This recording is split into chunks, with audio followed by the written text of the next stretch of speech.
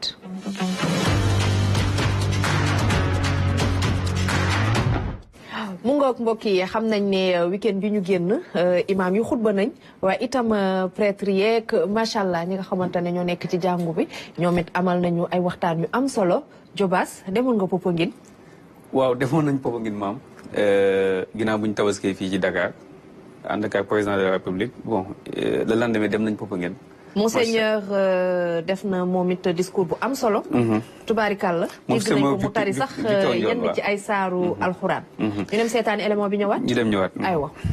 Votre présence à chaque édition du pèlerinage est le signe éloquent de l'entente et de l'amitié profonde qui unissent les adeptes de l'islam et du christianisme ici au Sénégal. Cette entente, devenue un modèle à l'échelle mondiale, traduit de manière concrète ce respect mutuel et cette amitié sincère, si magnifiquement soulignée dans le Coran, comme en attestent ces mots de la sourate Al-Maïda, la sourate 5. Tu trouveras certainement que les plus proches des croyants en amitié sont ceux qui disent « Nous sommes chrétiens ». Ceci est dû au fait qu'il y a parmi eux des prêtres et des moines qui ne s'enflent pas d'orgueil. لَتَجِدَنَّ أَقْرَبَهُمْ مُوَدَّةً لِلَّذِينَ آمَنُوا الَّذِينَ قَالُوا إِنَّا نَصَارَى ذَلِكَ بِأَنَّ مِنْهُمْ قِسِّيسِينَ وَرُهْبَانًا وَإِنَّهُمْ لَا يَسْتَكْبِرُونَ. du imam ngeen dégg du oustaz déedéet Monseigneur Victor Ndione nekk ci église chrétienne fii ci Sénégal moo doon yëkkati ay alxuraan yooyu di wane ne Sénégal tubaarikàll diine dañ fay nekk ci jàmm waaye nag xam-xam dëkkul fenn te fu ne la ko nit di utee Jobaas c'est un très bon exemple ci li nga xamante ne moo di laïcité bi waaye surtout vivre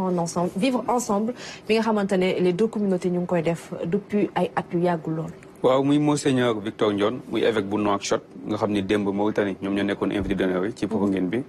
muy nekk kàddu yoo xamante ni tey sooy xool si lu mu ko accès mooy que vivre ensemble boo xamante ni tey moom moo nekk fii ci Sénégal ba yeneen réew di leen joxe exemple sooy xool ci image yi ñoo ngi ciy gis mooy imam Diène ak imam Mountaga Tall bu représenté famille omarienne ak ñeneen ak ñeneen ñoo xamante ni tey ay yeneen kilifa diine lañ jógee woon pour ñëw fekk si ñi nga xamante ni ñoom ñooy église bi ñoom ñoo xewoon démb mu doon exemple boo xamante ni tey peut-être nag am na yeneen commentaire yoo xam ne mën na ci ñëw te et puis sax loolu sax moom mooy charme li nga xamante ni moom mooy réseaux sociaux yi parce que internet yi kenn ku nekk joxe na sa point de vue ci loolu et puis li nga xam ne daal mën nañu ko si wax te mën nañu ko si jàpp mooy Sénégal ba léegi dañuy rafetlu nañ koy jël exemple mu nekk benn dëkk boo xamante ni tey yaa ngi pluralisme la ñuy wax président de la République sax wax na ko bëgg démb il faut kenn ku nekk ñu nangul li nga xamante si nga nekk muy ci côté politique muy ci côté religion ak lépp lu mu mën a doon mu doon loo xamante ni tey kenn ku nekk dinañ la respecté jox la sa considération ak sa li nga xamante ni tey moom nga gëm ak di ko dund macha allah alors am na solo te it ñàngale yi doon loo xamante ne war nañ cee topp leneen loo xamante ne war nañu jàngal Jobaas mu di li lëmbe actualité bi rawatina ci réseaux sociaux yi semaine bi yëpp mu doon ab soxna soo xamante ne malheureusement dafa ñàkk bakkanam te nee nañu li ko yóbbee bokk na ci ab chirurgie esthétique bu mu doon def ñu koy ñaanal yàlla yërëm ko te xare ko ci àjjana yi gën a kawe. waaw tu as raison de dire malheureusement parce que tey yaakaar naa alerte nañu du benn du ñaar. xasana sànq mu ngi naan ma pourtant on en avait parlé. récemment. ça c'est sûr. ñeneen ak ñeneen wax nañ ci. mooy question boo xamante ni chaque fois dafay dellu ci waat ci li nga xamante ni moom mooy taxawaay bi nga xam ne moom la nit gi war a am si sa bopp. quand je dis sa bopp mooy sur le plan psychologique am na loo xamante ni maa ngi ko jël bul nangu di lu neex nit ñi rek boo mu tax yow tamit lu nekk nga dugg ci. la dame si information yi ñu am ñi dafa décédé parce que tamit lu ko waral bokk na ci série boo xamante ni dañ ko doon def fale ci Turquie mu nekk loo xamante ni tey dafa doy waar maanaam plaire à tout prix bëgg lu neex nit ñi ba mu tax ngay dugg ci loo xamante ni tey da ngay defar ma sa li nga xamante ni moom mooy sa yaram mais aussi tamit defar ma li nga xamante ni xamoon sax ba xam ndax sa yaram mën na ko supporter wala mën na ko supporter mu doon lu doy waar encore une fois on sensibilise et puis on lance un appel à tout yoo xamante à toutes les dames parce que ñoom ñooy gën a nekk victime yi mais aussi tamit les hommes en les disant que kenn ku nekk ki nga nekkal wala ki nga bëgg fexe ko bëgg au delà de son apparence parce que su nekkee da yaa ngi koy bëgg parce que physique bi nii la mel wala nii la mel wala nii nga bëgg mu mel koy laa dafa am loo xamante ni da nga koy waate donc xalima yàlla sax du bind lu ñaaw. c'est ça mi ngi noonu donc au delà de physique bi l'humanisme mais aussi tamit nañu xam ni comme ni nga ko waxee effectivement vous savez il faut savoir apprécier une œuvre de Dieu ak nu mu mënti mel nañ ko fexe renforcer quoi mais pas ngay dem di dugg ci loo xamante ni tey xamoon ndax sa santé mën na ko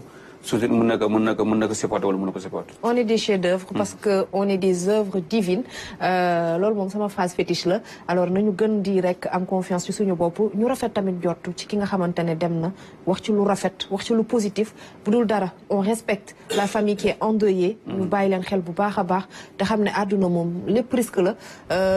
di sax nag di nooyi mën na ànd ak risque sécurité àjjana rek la am donc on respecte la famille et puis ñu ñaanal ki nga xamante ne dëddu na. leneen loo xamante ne Jobaas war nañ ci def respect bu mag a mag mu di suñu environnement bu tabaski weesoo rek nga gis mbeddu Ndakaaru yi sa xel daal dafay xaw a teey. waaw muy fële ca nan ni koy waxee. xam nga Forbe xam nga soo nee Forbe ñu bëgg dañuy jàpp ni tuuti. kaso ba mais ñii tamit je pense que ni tamit dugguñu si kaso bi mais sowuñu kaso. parce que am na benn tilim boo xamante ni ak benn manque de salubrité bu fa nekk bu doy waar. mooy wetu boori maris. exactement. foofu noonu tey lu ñuy dund ci wàllu force yoo xamante ni tey dafa yàqu comme ni ngay gisee ci image yi ay force techniques yoo xam ne dafa débordé ñoom nag waa koñ boobu nag ñi ngi lancé alerte depuis 4 jours ñi ngi demandé à ce que ñu venir leen en aide surtout li nga xamante ne tamit ñoom ñoo yow wàllu cet gi quand je dis cet gi pas propreté ñëw seetal di yem rek mais ñu def de telle sorte que caniveau yii nii tey wala li nga xamante ne moom mooy force yooyu noonu du mën di déverser chaque fois parce que nit ñi ñi ngi jëm si nawet déjà su nekkee yaa ngi dund lii te nawet bi ñëwul je pense que ni tey su nawet bi ñëwee day gën a compliqué sa côté donc tamit nañ leen bàyyi xel ça c'est sûr image yi viral na sur les réseaux te estime ñoom jàpp nañ ni gars yi dinañ leen soutenir bu baax a baax ñu bàyyi waale xel itam bi nekk fii ci boori pompier Jobaas boobu boo ca rombee xet bi bu la duggee rek nga xam ni Sénégal macha allah Amadou gis nañu Jobaas ponk yu am solo yi nga xamante ne jikk na ko waaye gis nañ itam Monseigneur Victor Ndione bàyyi ko fële ci Mauritanie daal di yëkkati ay aaya alxuraan ci xew-xew boo xamante ne waa jàngu bi ñoo ko organisé un message fort pour toute l'humanité laay wax. Effectivement, c'est important et je pense que occasion la pour surtout jeunes yi nekk ci réseaux sociaux yi nga xam ni léeg-léeg ñu àgg ci dérive bay waxante ay kàddu yoo nga xamante ni bii xawut a rafet ci wàllu diine ci wàllu waaso ci wàllu xeet et cetera et cetera. bu ñu xoolee li am Centrafrique. Voilà, donc c'est des choses yoo xamante ni bii lu ñu war a moytu la. Et je pense que c'est un message fort que Monseigneur a envoyé à toute la communauté sénégalaise mais africaine mais aussi surtout communauté musulmane ak chrétienne pour que ñu xam ni lu mënta séparé woo dañuy fexe ba nekkin bi rafet. tey boo demee am na ci yenn dëkk yoo xamante ni bii tu as des cimetières mixtes. chrétiens yi fii musulmans yi fee. Joal am na fa ñun par exemple les Joola. Joola boo ci topp ay maamam tuuti rek nga daj ci koo xamante ni bii du jullit. mais tekkiwul ni da nga leen di xeeb wala da nga leen di doyadal. daf lay won rek richesse la sax nag au-delà de ce qu'on puisse penser que nga comprendre que voilà ñun musulmans yi ak chrétiens yi ñoo bokk Sénégal ñoo bokk ay gox ñooy àggandoo xam nga yooyu dafa rafet quoi. ngalax bi da koy gën a voilà ngalax bi xam nga cool na trop am na solo même si loolu xaw na inéquitable parce que ñoom ngalax la ñuy jox di xaar ñu jox ñu ay ñun ñu jox leen ay ginaar ak xam nga. mais ngalax soofu dafay am solo lu am solo la quand même. mais je pense que waaw mooy li benn waay doon wax rek que daal dafa am benn waay bu doon wax ni dugub a koy fay. buñ ñu joxe ngalax souvent mes amis chrétiens yoon laa leen di faral di tollee te bu période ngalax bi jotee man du ma leen may jàmm. xam nga tabaski bi dañ ko je prends mes appels sama téléphone woo leen. par exemple dañ ko zappé ñun parce que bon bàyyiwuñu ko sax xel. tu vois parce que Pâques bi daf ñuy zappé moom tamit. mais nee na kii bi ngalax bi gâteau communion bi la koy remplacer. man maa ngi koy téye en attendant communion yi. gâteau communion bi. mais daal loo ci mën di dégg maam ko jël lu am solo la et je voulais revenir un peu ci histoire soxna si nu wax ni moo gaañu aussi suite à bien ça sûr. même si après nee nañu son grand frère a démenti l'information gis naa ko sur une page Facebook comme quoi que nee nañ dafa am crise cardiaque et tout mais bon bref duñu dugg ci jugement très sérieusement c'est une information relayée sur toute la toile moo tax ñu si ñëwaat mais au-delà de moom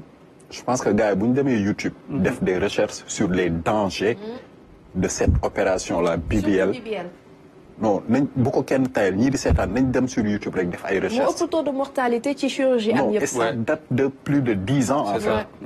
en fait Sénégal peut-être dañ ci doon jot mais mi ngi def ay dégâts yu énorme il faut que nit ñi bàyyi ci xel. et que jigéen ñi moi j'ai fait une vidéo là-dessus pour ñu bañ a céder au body shaming. xamante ni bi soit dañ koy subir yuy jóge seeni ay moroomu jigéen. wala ñun góor ñi.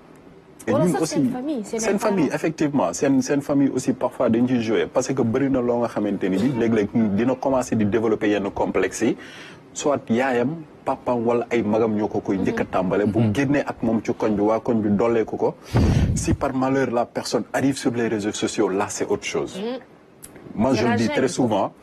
que sur les réseaux parfois on a l'impression que nit ñi dañuy nekk ci benn concours de qui a le commentaire le plus méchant et malsain. est-ce que du ñun sénégalais suñu jikko moo xaw a mel noonu ñun bëgg nañ xastante de. ba en fait neexuta wax mais gis nga ëppale wan la ko. bu la ci kenn nax maam ko jël li ngay gis ci réseaux sociaux yi moo nekk ci kër yi moo nekk ci koñ yi. très sérieusement c'est-à-dire nit ku am des fois fitu àgg ci méchanceté yenn yi di ko wane ci réseaux sociaux yi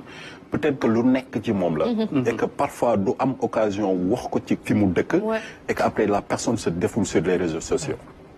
et body shaming dañuy wax ni par exemple booy def développement personnel souvent dafa am benn technique bu ñuy jàngale que tey bu ma jàkkaarloowee ak maam Khoudia xalaat koo wax benn mbir naa réfléchir est-ce que li ma koy wax mën na koo régler en 2 secondes si toutefois la réponse est non naa ko bañ a wax tey par exemple bu fekkee lunette jobaas yi dafa weng bu mën naa ko ne joo orientel sa lunette yi mën na ko defar en 2 secondes la bienveillance mais booy da nga pata ça peut pas se régler en 2 secondes yow da nga koy wax wan nit ki ginnaaw mais dégâts yi muy def ci moom bul comprendre aujourd'hui beaucoup de gens s'adonnent au suicide beaucoup de gens ont du mal à manger à dormir à s'épanouir juste à cause des retours négatifs yi nga xamante ni bii moo lay yóbbu ci lu nekk dépression moo ci gën a ndaw donc il faut que nit ñi gën a bi am bienveillance boobu ngay wax gën a bàyyi xel ni yàlla lu mu bind lu nekk nit la ci gën a fonk donc mënuma jàkkaarloo ak mindeefu suñu borom di am ci moom yenn commentaires yu négatifs yi mooy pousser des fois nit ñi ci yenn foofu laa koy jëlee rek daal di leen di fàttali xaddis bu ñu xamante ne yonent yàlla Muhammad wax nañu ko mu di man kaana yu'minu wal yawmil aaxir fa yaqul xayran aw li yasmut képp ku gëm yàlla gëm bésu pénc waxal lu baax mbaa nga noppi buñ mënul wax lu baax nag mbokk yi ngir yàlla nañu noppi ñu bañ ci am bàkkaar bërëx la équipe bi RTS ñu ngi leen di félicité ñu nekkoon ci boppam ngeen bi quoi surtout franchement ñu ngi leen di félicité bu baax y a de quoi ak ñi demoon ñëpp ci tabaski bi macha allah dem nañ ci communauté yu bëri jëli fa c'est ça ak tamit couverture tabaski bi nga xamante ni pratiquement dans toutes les régions dans tous les foyers religieux ci couverture bu am bi solo quoi macha allah Hassana maa ngi ñëwaat ci yow tout à l'heure ñu daal di dem rek jëli li nga xamante ne